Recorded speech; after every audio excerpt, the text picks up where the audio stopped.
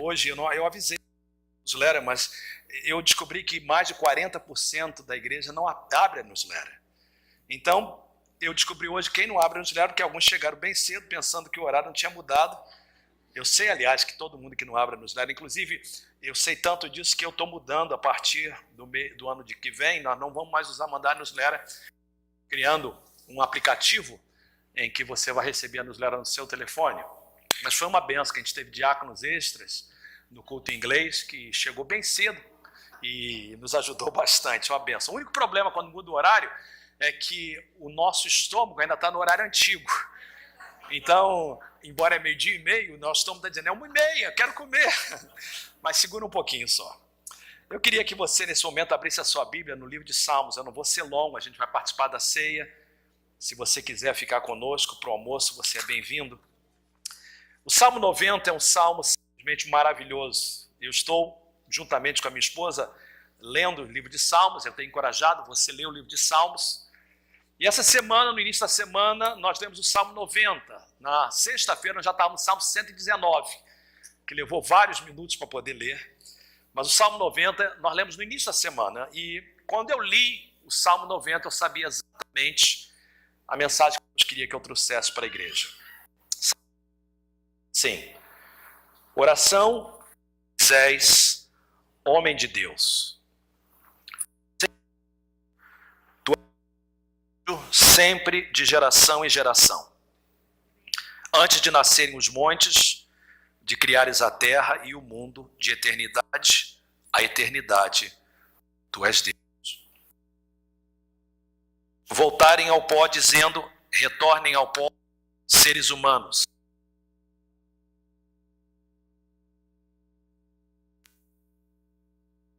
Como as horas da noite. Como uma correnteza, tu arrastas os homens, são breves como sono. São como a relva que brota ao amanhecer, germina e brota pela manhã, mas à tarde murcha e seca. Nós somos consumidos pela tua ira e aterrorizados pelo teu furor. Conheces as nossas iniquidades, pois elas não escapam, e os nossos pecados secretos estão à luz da tua presença. Todos os nossos dias passam debaixo do teu furor, vão-se como um murmúrio. Verso 10, os anos de nossa vida chegam a 70 ou 80 para os que têm mais vigor. Entretanto, são anos difíceis e cheios de sofrimento, pois a vida passa depressa e nós voamos. Quem conhece o poder da tua ira? Pois o teu furor é tão grande como o temor que é te devido. E o verso 12 é simplesmente fabuloso. É uma oração. Ensina-nos a contar os nossos dias, para que o nosso coração alcance sabedoria. Volta-te, Senhor. Até quando será assim? Tem compaixão dos teus servos. Satisfaze-nos pela manhã com o teu amor leal, e todos os nossos dias cantaremos felizes. Dá-nos alegria pelo tempo que nos afligiste, pelos anos em que tanto sofremos. Sejam manifestos os teus feitos aos teus servos e aos filhos deles o teu resplendor. Esteja sobre nós a bondade do nosso Deus soberano. Consolida para nós a obra de nossas mãos. Consolida a obra das nossas mãos. Vamos orar. Pai, nesses poucos minutos que temos, fala conosco. Fala alguma coisa que vai mudar a nossa vida, como resultado de ouvir a tua palavra. A tua palavra é verdadeira e ela transforma. Transforma alguma coisa na nossa vida nesse dia. Em nome de Jesus, e todos digam amém. O Facebook é uma coisa fabulosa. Tem muita coisa boa e tem muita coisa que não presta. E a gente, quando olha o Facebook ou qualquer rede social, seja Instagram, seja Twitter, seja o que for, você tem que escolher o que é bom e o que é ruim. Nessa época de política tem tanta coisa enjoada, tem muita gente falando que não deve. Mas se a gente vai olhando, vai prestando atenção, a gente encontra algumas coisas boas. E eu vou usar duas coisas hoje no Facebook que eu vi nessa semana que vai me ajudar para a mensagem de hoje. Ontem, de manhã, eu estava olhando o mural de um amigo meu eu ia começar a preparar a mensagem, aliás, preparar não, já estava pronta, mas eu queria terminar a mensagem que eu preguei no culto em inglês e a mensagem que eu estou pregando agora. E antes de olhar a mensagem, eu senti de dar uma olhadazinha no mural, do meu mural, e olhar o que estava acontecendo, e eu encontrei uma coisa fabulosa de um pastor, amigo meu, pastor César Evangelista. Ele ontem estava aqui, ele deu a palavra no culto de ontem. E eu pedi a ele, e a sua mãe estava aqui presente, e eu falei com ela, estava sentada ali no segundo banco, eu falei assim, olha, amanhã eu vou usar o que o seu filho colocou, e eu quero pedir a sua permissão. E ela me deu a sua permissão também, ele. Tinha essa foto no mural dele, e eu pedi a permissão de reproduzi-la e colocar aqui. E estava escrito o seguinte, ele disse, este indivíduo é meu pai.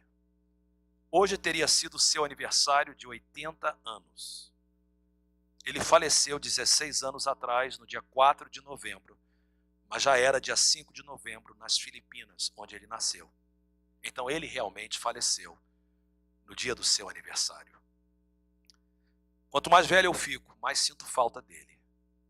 Mais eu sinto falta de poder falar com ele, de discutir com ele, de suborná-lo para que ele tome o seu sorvete favorito. Eu gostaria de poder dizer-lhe que agora eu entendo todas as coisas que ele disse que eu iria entender um dia. Perguntaram-me recentemente se eu pudesse falar com alguém agora, vivo ou morto, quem seria? Para mim, seria meu pai. Eu gostaria de pedir-lhe para me dizer mais coisas que eu iria entender um dia. Mas desta vez, eu ia prestar mais atenção. O seu comentário tem tudo a ver com a mensagem de hoje, que, como escrevi na newsletter, é algo que tenho pensado durante a semana. Começou quando eu e Teresa estávamos fazendo o nosso devocional e nós meditamos no Salmo 90. E o Salmo 90 é o único salmo atribuído a Moisés. Há muitos salmos atribuídos a várias pessoas, a maior parte dos salmos é atribuído a Davi. Outros a Asaf, outros aos filhos de Coré, alguns a Salomão. Dos 150 salmos, só um é atribuído a Moisés. Esse salmo é atribuído a Moisés. E você nota que no cabeçalho do salmo, no índice, está escrito isso. Oração de Moisés, homem de Deus. Eu amo essa introdução, pelo menos por duas razões. Primeiro, porque me diz que esse salmo é uma oração. Todos os salmos são expressões humanas para Deus. Algumas expressões de gratidão, outras expressões de louvor, de adoração, desabafo. Mas nós sabemos que esse salmo é uma oração. E esse salmo não é somente uma oração, mas é a oração de uma pessoa muito chegada para Deus. Diz o salmo que é uma oração de um homem de Deus. Que privilégio eu e você podermos fazer parte, ouvir esse homem orando. Esse homem que viveu há milhares de anos atrás, muitos anos atrás. Mas hoje, ainda em 2016, eu posso ler a oração que esse homem fez, talvez no final da sua vida, e poder ouvir o que ele falou para Deus. A segunda coisa que me chama muita atenção é esse termo, homem de Deus. E quando eu li, eu fiz a pergunta para mim, o que faz alguém ser descrito como um homem de Deus? Sinceramente, eu gostaria muito de ser descrito desta forma. Fernando Ricardo Barreto de Carvalho, meu nome, um homem de Deus. Seria tão lindo se você pudesse ser descrito dessa forma. Você coloca o seu nome, um homem ou uma mulher de Deus. O que faz-nos ser um homem ou uma mulher de Deus? Tem tudo a ver com o que a gente está falando no livro de Salmos já por várias semanas e vamos ir até o final de novembro, quando terminaremos exatamente falando sobre o Salmo como um veículo de oração. E a gente tem aprendido que ser um homem ou uma mulher de Deus não tem nada a ver com perfeição, porque Moisés não era um homem perfeito. Aliás, nós sabemos as suas imperfeições. Davi não era um homem perfeito. Jó não era um homem perfeito. Ló não era um homem perfeito. Mas esses homens e mulheres na Bíblia são chamados homens ou mulheres de Deus. Usando a terminologia dos Salmos, são pessoas justas. E a gente tem aprendido, e vale a pena repetir, que ser um homem ou uma mulher de Deus, ser uma pessoa justa, tem a ver com as escolhas que nós fazemos. Não tem nada a ver com o fato da gente ser mais santo do que o outro, a gente ser mais puro do que o outro, ou mais perfeito do que o outro, tem a ver com as escolhas que nós fazemos. E o que faz Moisés ser um homem de Deus é a mesma coisa que pode fazer Fernando, que pode fazer você ser um homem ou uma mulher de Deus.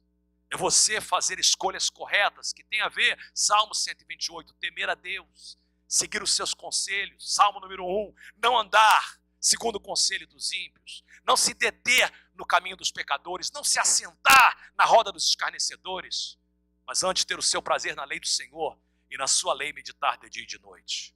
Então, esse termo homem ou mulher de Deus pode se aplicar a qualquer um de nós, se nós fizermos escolhas corretas na nossa vida. E nesse salmo, Moisés faz algo tremendo. Moisés, nesse salmo, ele compara a eternidade de Deus com a brevidade da nossa vida. Ele olha para Deus e diz assim, tu és eterno. E ele olha para si mesmo e ele diz, nós somos temporais. Você leu comigo de Deus, ele diz o seguinte, de eternidade a eternidade, tu és Deus. Ou seja, tu sempre exististes e sempre existirás. Ele diz algo tremendo no verso 4, ele diz, de fato, 1000 anos para ti são como o dia de ontem que passou, como as horas da noite. Então, esse é o contraste dele, Deus é eterno. Mas olha o que ele fala a respeito do ser humano. Do ser humano, ele diz nesse salmo várias coisas. Ele diz, todos os nossos dias passam. A vida passa depressa. Nós voamos. A nossa vida é como a relva que brota ao amanhecer. É como a relva que germina e brota pela manhã, mas à tarde murcha e seca. O que Moisés está dizendo é o que nós sabemos. A vida passa rápido. Não importa se você é um jovem, como eu vejo aqui do meu lado direito, que tem 15, 16 anos e está doido para chegar a 18 para poder dirigir, está doido para poder fazer alguma coisa, mas logo, logo o tempo passa. É interessante que quando a gente tem 14, 15 anos, parece que demora uma eternidade. Aqui na América você pode dirigir com 16, mas eu me lembro quando eu tinha 15, 16, doido para dirigir, era o meu sonho, doido para chegar a 18 anos e nunca chegava. Aí depois a gente chega no 20, acha que a gente tem a eternidade nas nossas mãos, em 21, 22, 23, e 24 e 25. Mas quando chega no 30, a gente começa a reconhecer que o tempo está passando rápido demais. E quando chega no 40, a gente fala assim, está correndo muito, para aí. Quando chega no 50, a gente dá uma parada e fala assim, mais da metade da minha vida já foi vivida. E a gente começa a pensar. Você sabe que muitos homens, eles têm uma crise existencial, exatamente entre 40 e 50. Ele começa a pensar, e mulheres também, elas só fazem de forma diferente. Nosso tempo passa muito rápido. Nossos filhos crescem muito rápido, a nossa vida passa muito rápido. E Moisés, na sua oração, ele entende a brevidade da vida. Ele sabe que a vida é curta, ele reconhece, tudo bem, existe uma eternidade. Deus é eterno. Um dia nós vamos participar da eternidade. Como crentes, nós cremos no céu, nós sabemos que o céu é um lugar real. Nós, como crentes, sabemos que quando sairmos daqui, nós vamos para o céu. Amém, queridos? Quantos sabem que vão para o céu? Diga amém. Uma vez um pastor fez essa pergunta na igreja. Quantos sabem que vão para o céu? Diga amém. Aí falou assim, quantos querem agora? Ninguém falou amém. Por quê? A gente quer ir para o céu, mas a gente não tem pressa. Tanto é que a gente sabe que o céu é melhor, mas a gente não tem pressa. Por quê? Porque a gente sabe que vai viver um dia lá para sempre. Mas a gente sabe que tem um momento que a gente tem que viver aqui na terra. E Moisés, então, nesse salmo, ele faz um pedido para Deus, e o pedido é encontrado no verso de número 12. Ele diz, ensina-nos a contar os nossos dias. Deve ter um espaço aí. Para que a gente possa alcançar sabedoria. Ensina-nos a contar os nossos dias para que o nosso coração alcance sabedoria. O que ele estava pedindo para Deus? Eu amo a tradução da mensagem de Eugene Peterson. Ele coloca dessa forma, ensina-nos a aproveitar a vida. ensina-nos a viver bem e sabiamente. Ensina-nos a viver bem e sabiamente. A Bíblia nos diz, no livro de Efésios, para a gente remir o tempo, porque os dias são maus. A NVI, nova tradução, nova versão da Internacional, ela traduz dessa forma: aproveite cada oportunidade. Os dias são maus e passam rapidamente. A mensagem de hoje tem a ver com a brevidade da vida. A vida é curta e faz uma pergunta: como aproveitá-la de forma melhor? A mensagem de hoje é uma reflexão para você que tem 50 anos de idade, 60 anos de idade, 40 anos de idade, mas também é uma reflexão para os jovens, para você que está nos seus 20 anos, para você que ainda é um adolescente e está ouvindo essa mensagem. É para todos nós. Não importa onde você está no seu trajetório na vida, essa mensagem é para você refletir, porque a vida é curta e a pergunta é: como aproveitá-la de forma sábia? Moisés, neste salmo, ele entende que a única forma de responder essa pergunta é pedindo a Deus sabedoria. E por isso que ele ora e diz: Senhor, ensina-nos, já que tu és o autor da vida, já que tu és eterno, já que tu nos criastes temporais e nos colocaste nessa terra por um pouco de tempo, ensina-nos, diz pra gente como a gente pode viver a nossa vida tão curta. Ensina-nos a viver de forma sábia. Ensina-nos a viver de forma que a gente vai aproveitar a nossa vida. Então, para responder essa pergunta, nós precisamos de ouvir Deus. E para ouvir Deus, nós temos que ir para a sua palavra. E eu quero fazer dessa mensagem uma mensagem curta com 3 pontos somente. 3 formas que a Bíblia nos diz que nós devemos usar para viver a nossa vida de forma sábia. Primeiro, coloque Deus em primeiro lugar na sua vida. Você já ouviu isso várias vezes, mas precisa ser repetido. Porque você não tem como aproveitar a sua vida se você não colocar Deus em primeiro lugar na sua vida. A Bíblia, a palavra de Deus, nos ensina princípios fabulosos. Esse princípio encontrado no Salmo 111, verso de número 10, é repetido em várias partes dos Salmos e no livro de Provérbios. Diz o seguinte: o temor do Senhor é o princípio, é o início da sabedoria. Todos os que cumprem os seus preceitos revelam bom senso. A Bíblia então declara que temer a Deus é o início de viver uma vida produtiva. Temer a Deus é o início de viver uma vida saudável. Agora, o que é temer a Deus? Temer a Deus é reconhecer que Ele existe. Temer a Deus não é só saber que Ele existe, mas deixar Ele existir em sua vida. É fazer da sua palavra a sua conduta, a sua regra e prática. Eu falava com uma pessoa querida no outro dia, respondendo um dos seus comentários, e a gente estava falando sobre a questão do aborto, que para mim é uma das coisas mais sagradas. A gente fala, por exemplo, numa eleição sobre imigração. A gente fala sobre segurança. A gente fala sobre economia. A gente fala sobre saúde. Nada disso importa se não tiver vida. Não tem imigração se não tiver vida. Não tem saúde se não tiver vida. Não tem nada se não tiver vida. Então, para mim, a coisa mais importante é a vida. Por isso que um dos mandamentos é: não matarás.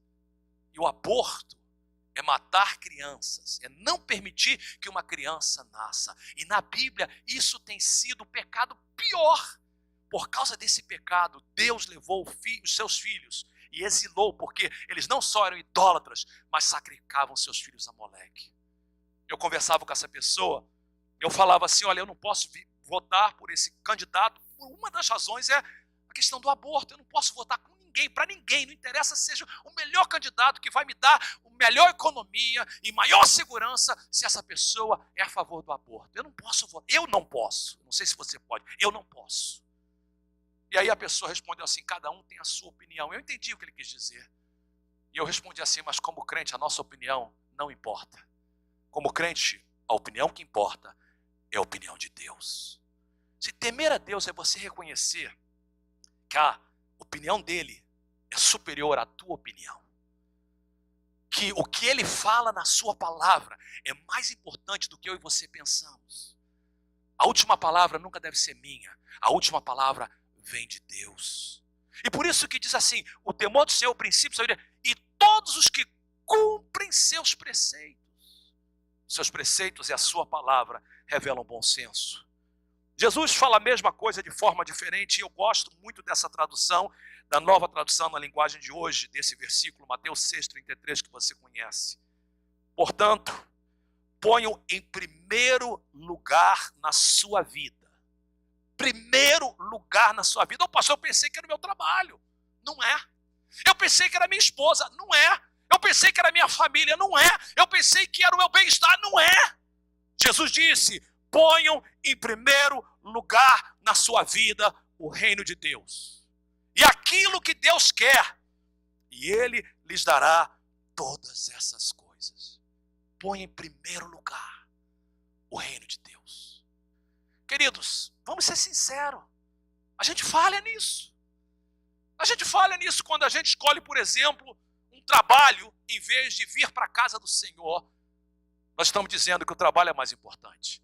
O pastor Fernando, o senhor não sabe disso. Uma vez eu falei isso para alguém e falou assim, pastor, o senhor não quer que eu dizime? Como é que eu posso dizimar se eu não trabalhar?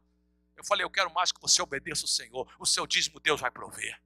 Deus é o Senhor da igreja. Então quando a gente faz uma escolha, Deus ou trabalho, e a gente escolhe o trabalho, a gente está burlando o que Jesus falou.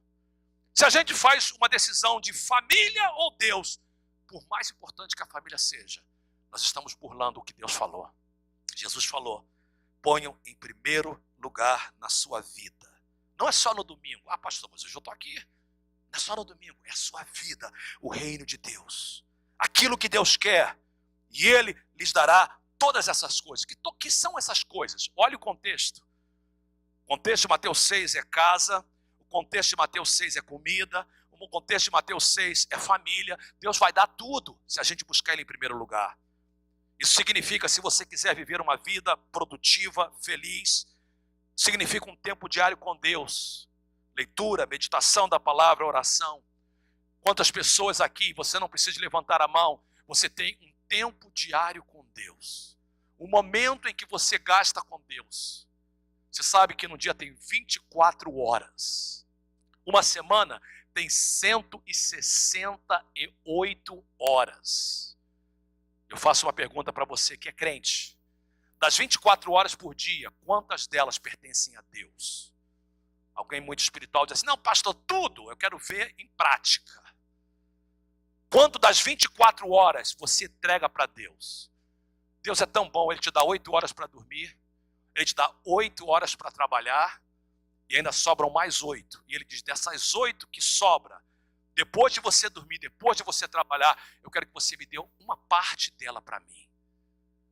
Deus não está pedindo todo o seu dia, Ele está pedindo uma parte em que você vai parar tudo que você está fazendo, desligar o telefone, desligar a televisão e vai gastar tempo com Ele, lendo a sua palavra, meditando. E depois você vai levantar e vai dizer, Senhor, agora eu quero colocar essa palavra em prática na minha vida. Eu quero viver essa palavra lá fora. É você entender que vir à igreja no domingo de manhã é uma bênção, é maravilhoso, ainda bem que você está aqui. Mas é muito mais do que vir na igreja no domingo de manhã. É participar de um grupo de conexão na semana, é vir a um culto especial, é participar de uma oração, é estar envolvido. Nós ensinamos na igreja, você que vai participar da classe 101, a gente ensina que tem a ver com o nosso tempo, com o nosso talento, com o nosso tesouro.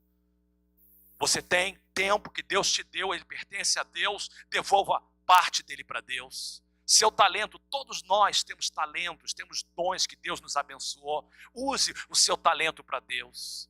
E Deus tem nos dado recursos, nosso tesouro, para a gente dar para Ele. Então, primeira coisa que a gente tem que fazer é colocar Deus em primeiro lugar na nossa vida. Segunda coisa, se nós queremos viver uma vida que agrada a Deus, é apreciar as pessoas da nossa vida. As pessoas perto de nós. Eu disse para vocês que eu ia usar 2 fontes fora da Bíblia para minha mensagem hoje. A primeira foi o Facebook, eu vou usar mais uma vez. Mas a segunda é a televisão. Aqui na América existe um canal de televisão chamado Hallmark Channel. E o Hallmark Channel é um canal em que dá filmes de família, você nunca vai assistir um filme no Hallmark Channel em que duas pessoas estão tendo sexo fora do casamento. É um canal muito bom para a família. O único problema é que os filmes são muitos de românticos, são filmes que mulheres amam, mas que nós homens não gostamos muito, porque não tem muita ação. Mas a minha esposa, ela ama esses filmes. E o Hallmark faz uma coisa, quando chega no início de outubro, ele dá filme de Natal até o Natal. E são 2 canais do Hallmark. Então minha esposa fala assim, prepara, vai gravando, vai gravando. E eu sei que de outubro a dezembro eu só vou assistir o Hallmark Channel e filmes de Natal. E eu faço isso não porque eu gosto dos filmes, vou ser sincero, não ligo, alguns deles são bons, mas eu gosto de gastar tempo com a Tereza. E é importante para ela, eu gasto tempo com ela. E na terça-feira eu li essa passagem, o Salmo 90, e Deus falou claramente comigo que eu precisava de pregar essa mensagem hoje. Eu até mudei o tema da mensagem de hoje, porque Deus falou comigo, você vai falar para a igreja a importância de gastar tempo comigo e com as pessoas que elas amam. E durante toda a semana Deus foi falando comigo sobre isso, usando o Facebook, usando os amigos, usando o Hallmark Channel. E na terça-feira então eu li sobre isso, e depois meu pai passou lá em casa. Meu pai tem 76 anos, tem muito vigor, graças a Deus. E meu pai então mora em Pinol, e ele veio, e eu tenho uma rotina, toda manhã eu acordo, a gente toma café, a gente faz o nosso devocional, eu faço meu exercício, tomo banho, venho para a igreja e fico geralmente até o final do dia, às vezes até a noite. E nesse dia então meu pai ligou dizendo que ia lá em casa, e meu pai chegou, sentou, e eu tinha que vir para a igreja, eu tinha um compromisso, tinha uma pessoa me esperando à 1h, era mais ou menos 11 horas. E ele sentou, minha esposa fez um café da manhã para ele, a gente conversou e a Teresa viu claramente que eu estava querendo sair. Porque eu estava com pressa, eu queria subir. E meu pai entende inglês, mas não fala fluentemente. E ela falou de uma forma bem rápida, só para me entender. Quando eu ia sair, ela disse assim, volte e aproveite esse tempo, porque você não sabe quanto tempo você vai ter com ele. E quando ela falou isso, eu entendi claramente que era Deus falando isso comigo. E eu sentei, fiquei com meu pai, conversei com ele, gastamos um tempo, e eu tive que vir embora. Eu falei, pai, eu preciso de ir. Tem uma pessoa na igreja me esperando à 1h. E ele ficou um pouco mais, porque meu irmão pediu um favor para ele. E aquela noite, quando eu saí da igreja, no final da tarde, nós tivemos uma reunião com um grupo de louvor. E chegamos em casa, e eu e Tereza queríamos ver alguma coisa. A gente assiste notícia, mas a notícia está tão deprimente nessa época de eleição. E ela falou assim, vamos assistir um filme. E eu sabia que era Hallmark. E era um filme de Natal. E a gente começou a assistir aquele filme. E naquele filme, é interessante como é que Deus fala através de filme. E naquele filme era a história de uma mulher executiva, muito próspera, que estava ganhando muito dinheiro. Ela era solteira, não tinha família, só tinha uma irmã e uma sobrinha. E ela dava sempre desculpa para a sobrinha e para a irmã, para não gastar tempo com ela. E ela estava perdendo tempo. Até que um dia ela prometeu à sobrinha que ela ia ir no recital que a sobrinha estava cantando, e ela não foi. E a sobrinha ficou tão triste que quando ela saiu, ela viu um Papai Noel, e ela fez um pedido ao Papai Noel, eu quero que a minha tia só fale a verdade, não consiga falar mentira. E o enredo do filme é que a tia, então, ela tentava falar mentira, só conseguia falar a verdade, mas o ponto principal é que ela, no final do filme, reconhece, eu tenho sido uma tola. Eu tenho gastado tempo com o meu trabalho e tenho aberto mão das coisas mais importantes da minha vida, a minha família. E a Bíblia é muito clara sobre a família. Paulo, no livro de Efésios, ele coloca dessa forma, maridos, ame cada um a sua mulher. Mulheres, sujeite-se cada um ao seu marido como ao Senhor. E esse versículo tem sido usado de forma errada. A sujeição e amor é a coisa mais linda que existe. Pais, não irritem aos seus filhos. Honra o teu pai e a tua mãe. Este é o primeiro mandamento com promessa. E pais, não irritem os seus filhos. E quando você vê esses 4 versículos dessa forma, você vê claramente como a família é importante para Deus. E o Senhor falava no meu coração na terça-feira à noite. Deus sempre fala comigo no meio da noite, depois de assistir aquele filme, depois de ler o Salmo 90, depois do episódio com meu pai. de terça para quarta, no meio da noite, às 5 da manhã, 4h30, eu acordei e comecei a meditar. E o Senhor falava no meu coração, prega no domingo, porque tem pessoas que precisam de ouvir. E você precisa de entender isso, para que as pessoas possam entender o quanto família é importante para nós. O relacionamento familiar é importante, especial para Deus. E a pergunta que eu faço é por que tantas pessoas gastam tanto tempo brigando em família, discutindo, não apreciando o tesouro maior que nós temos, que é a nossa família. Quantos pais não gastam tempo com seus filhos? Você vem para a América e você faz uma utopia na sua cabeça. Eu vou trabalhar, porque eu quero voltar para o Brasil. E você começa a compra casa, compra apartamento, compra lote e vai pagando. E quanto mais paga, mais você tem que trabalhar. E você constrói uma casa, mas perde o seu lar. Quantas pessoas na nossa igreja não gastam tempo de qualidade com seus filhos? Pastor Márcio recebeu de um amigo essa semana uma reflexão. Ele postou, e quando ele postou, era Deus falando comigo novamente, através do Facebook. E eu falei, Márcio, quem é que te deu isso? Ele falou, não sei, foi um amigo que mandou, e eu fiz uma busca, porque eu gosto de saber a fonte. Eu não encontrei o autor, eu encontrei em várias páginas no Brasil. Eu tentei ver se era traduzida, e não era, que eu queria falar no inglês, e eu tive que traduzir para o inglês. Mas eu achei uma excelente reflexão, e eu quero ler para vocês. Diz assim, quando Davi soube que seu filho morreu, Absalão, ele chora dizendo, meu filho Absalão, meu filho Absalão, quem me dera que eu morrera por ti, Absalão, meu filho. Mas quando Jó soube que seus filhos morreram, ele diz, o Senhor deu, o Senhor tirou, bendito seja o nome do Senhor. Qual o motivo de respostas tão diferentes para eventos semelhantes? O autor diz, consciência. Jó era pai que zelava pelos seus filhos, sacrificava por eles, investiu na vida deles. E quando eles morreram, ele sabe o que fez. E sabe que fez o melhor por eles enquanto em vida. Davi, embora tenha o coração de Deus, nunca conseguiu ter o coração dos filhos. Ele lidera uma nação, mas não consegue liderar seu lar. Ele derruba Golias, mas não consegue derrubar as muralhas relacionais dentro de casa. Ele é o maior rei da história, mas o pior pai da Bíblia. Ele quer morrer pelo filho, pois nunca viveu para o mesmo. Amou fora de hora. Gritou quando seu filho não podia ouvir mais. O autor diz que hoje possamos abraçar quem ainda podemos. Amar os que ainda podem receber nosso amor. Perdoar enquanto é tempo. Os mortos recebem mais flores do que os vivos, pois o remorso é mais forte do que a gratidão. Viva pelos que você ama, para não desejar morrer por eles, quando for tarde demais. E a pergunta que eu faço é por que tantas pessoas, como Davi, descobrem essa verdade tarde demais?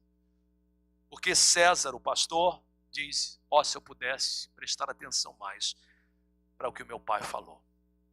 E tudo tem a ver com uma palavra só, que é a palavra perdão. Na minha própria família, eu vejo que a minha família podia ser muito mais unida se todos nós, membros da nossa família, pudéssemos aprender a perdoar mais. Perdão é a chave para a restauração de relacionamentos. A Bíblia fala muito sobre o perdão. É parte da oração do Pai Nosso. Perdoa-nos, assim como nós perdoamos. E Jesus termina a oração do Pai Nosso dizendo, pois se vocês não perdoarem as ofensas uns dos outros, o Pai Celestial também não lhes perdoará. Se vocês não perdoarem, Deus não perdoa. Se você perdoa, Deus pode perdoar. Não perca tempo. Gaste tempo com seus filhos. Se o seu filho é pequeno, você tinha um plano para voltar para o Brasil em 4 anos, ponha 10 anos. É melhor você demorar e gastar tempo com seus filhos do que apressar e perder os seus filhos. Gaste tempo com a sua esposa, homens. Hoje, você tem uma oportunidade de deixar os seus filhos aqui na igreja. Leva a sua esposa para passear, para comer, para fazer alguma coisa que ela gosta. Gaste tempo com o seu esposo. Diga quanto você aprecia. E nós não ficamos somente aí nos nossos familiares, nos nossos amigos também, as pessoas que Deus coloca na nossa vida. Ontem à noite, nós tivemos um dia muito cheio, essa semana foi muito cheia para nós. E ontem pela manhã eu gastei o tempo trabalhando na mensagem, fiquei muito pouco com a minha esposa, viemos para a igreja, chegamos 4 horas para preparar para o culto, fomos os últimos a sair, eu, Tereza, pastor Max e a Cris e as suas filhas, todas as pessoas ajudaram. E quando chegou em casa, eu falei assim, Tereza, eu não gastei quase tempo com você hoje, a gente estava junto, mas não estava junto, vamos fazer alguma coisa junto, o que você quer? Adivinha o que ela falou? Assistir um filme no Hallmark. Falei, ok, vamos lá. Assistimos mais um filme. Mas é interessante que Deus falou através do filme também. E aquele filme era a respeito de 2 famílias. E tinha muita coisa acontecendo, mas no filme tinha 2 amigos. 2 amigos que eram amigos por muito tempo. Mas porque alguma coisa aconteceu no meio do relacionamento, eles quebraram o relacionamento. E perderam muito tempo. E aí, no finalzinho do filme, um deles reconhece que eles estão perdendo muito tempo, eles estão ficando velhos. E ele vai para ele e fala assim, eu preciso de te pedir perdão. A gente está perdendo nosso tempo, nós sempre fomos amigos. Por que a gente deixou isso acontecer? Então, querido, seja o seu familiar, seja o seu amigo, seja o seu irmão da igreja. Tem gente que vem para a igreja e tinha um relacionamento muito bom com um membro da igreja, mas porque aconteceu alguma coisa, um senta na direita, outro na esquerda, quando vê vai embora, não fala a paz do Senhor, não dá graça e paz, não dá um abraço. Vamos deixar isso morrer, queridos. Vamos deixar isso no altar hoje. Terceiro ponto, e com isso eu termino. Se nós queremos viver uma vida que agrada a Deus, viva os propósitos de Deus para a sua vida. Ponha Deus em primeiro lugar, reconheça as pessoas importantes na sua vida, mas procure saber qual o propósito de Deus para a sua vida. Eu amo essa passagem, Atos capítulo 13, verso 26. Tendo, pois, Davi servido ao propósito de Deus em sua geração, adormeceu, ou seja, morreu. Você já pensou isso escrito na lápide no seu túmulo um dia, põe o seu nome, você não quer nem pensar nisso, mas seria tão bom se alguém falasse, olha, Fernando viveu o propósito de Deus na sua geração. O pastor Rick Warren, o autor do livro Uma Vida com Propósito, ele diz que esse versículo é o seu versículo favorito. Porque isso mostra 2 coisas. Primeiro, que Davi sabia o propósito que Deus tinha para ele. E segundo, que Davi viveu o propósito de Deus na sua geração. 2 coisas importantes. Primeiro, o propósito de Deus. Existem propósitos gerais e propósitos específicos. Qual é o propósito geral para todo crente? O propósito geral para todo crente é o mesmo propósito geral para toda igreja. Deus nos criou para adorá-lo, Deus nos criou para compartilhar o seu amor, Deus nos criou para crescermos de acordo com a sua palavra e sermos mais igual a Cristo, Deus nos criou para termos comunhão e Deus nos criou para servir. Mas fora deste propósito, qual é o propósito de Deus específico para você? Eu sei, eu não quero me colocar acima de você de maneira nenhuma, só quero dar o exemplo. Eu sei, sem sombra de dúvida, que eu fui chamado por Deus para ser pastor. Minha mãe me falava isso durante toda a minha infância, mas com 17 anos de idade, eu recebi o chamado de Deus. Hoje tenho 55 e eu sabia claramente que Deus tinha me chamado para ser pastor. Meu avô, que já está no céu, quando a gente era criança, ele sempre dizia, meu filho, você tem que fazer 3 decisões chaves na sua vida. Vou repetir isso sempre. Primeira decisão, a decisão de servir a Deus. Segunda decisão, a decisão de escolher uma pessoa para você gastar o resto da sua vida. Terceira, em você escolher a profissão, o que você vai fazer, qual o propósito de Deus na sua vida. Então, eu escolhi servir a Deus, eu escolhi casar com a Tereza, eu escolhi ser pastor. E eu quero ser, então, o melhor servo de Deus que eu possa ser, eu quero ser o melhor marido e pai que eu possa ser, e eu quero ser o melhor pastor que eu possa ser. E você tem que encontrar exatamente o propósito de Deus para a sua vida. O que Deus quer que você faça. Você não está aqui por acaso. Você diz, pastor, Deus me chamou, mas eu vim para cá, agora eu limpo casa. A pergunta é, esse é o propósito de Deus? Se é o propósito de Deus, seja a melhor pessoa. Eu estava numa casa que está nos hospedando. Eu fiquei tão orgulhoso, porque ela estava falando para mim do seu trabalho. E ela estava falando, então, que ela tinha uma nova conta num certo lugar. E ela falava assim, pastor, eu quero falar para você do meu trabalho. Ela começou a falar e eu vi um orgulho da forma que ela desenvolve o seu trabalho e da forma que ela tem desejo de fazer o seu trabalho. E no meu pensamento, pensando nessa mensagem, eu falei assim, olha, se esse é o propósito de Deus para a vida dela, pelo menos por agora, que ela faça o melhor. Que ela seja a melhor limpadora de casa, a melhor empresa de limpeza que ela possa ter. Procure saber o propósito de Deus para a sua vida. Você não está aqui por acaso. Se viver por acaso é igual a música, o pagode do Zeca Pagodinho, deixa a vida me levar. Vida leva eu, deixa a vida levar, vida leva eu. Isso é Zeca Pagodinho, mas isso não é Bíblia não. A Bíblia diz que Deus tem um propósito para a nossa vida. E a nossa vida não nos leva. A gente é que leva a nossa vida de acordo com a vontade de Deus para nós. Descubra o propósito de Deus para a sua vida e viva uma vida que agrada ao Senhor. Eu queria que a ceia viesse à frente nesse momento e o coral vai subir. Eu queria que a gente fizesse uma oração juntas e eu vou esperar o coral subir porque eu quero que eles participem dessa oração comigo. Eu quero terminar esse culto em oração. Eu não vou, nesse momento, nesse culto, abrir o altar será essa oração que nós vamos fazer em reflexão para participarmos da ceia do Senhor. Eu queria que a gente orasse uma oração. Eu geralmente não escrevo as orações, eu gosto de orar do meu coração. Mas, preparando essa mensagem, eu decidi escrever essa oração. E eu vou também entregar essa oração para os membros, para os líderes dos grupos de conexão. Essa mensagem será discutida durante toda a semana nos grupos de conexão. Nós vamos estar discutindo essa mensagem juntos. E essa oração vai fazer parte dos grupos de conexão também. Eu queria que você orasse essa oração comigo. Eu vou pedir que todos fiquem de pé, por favor.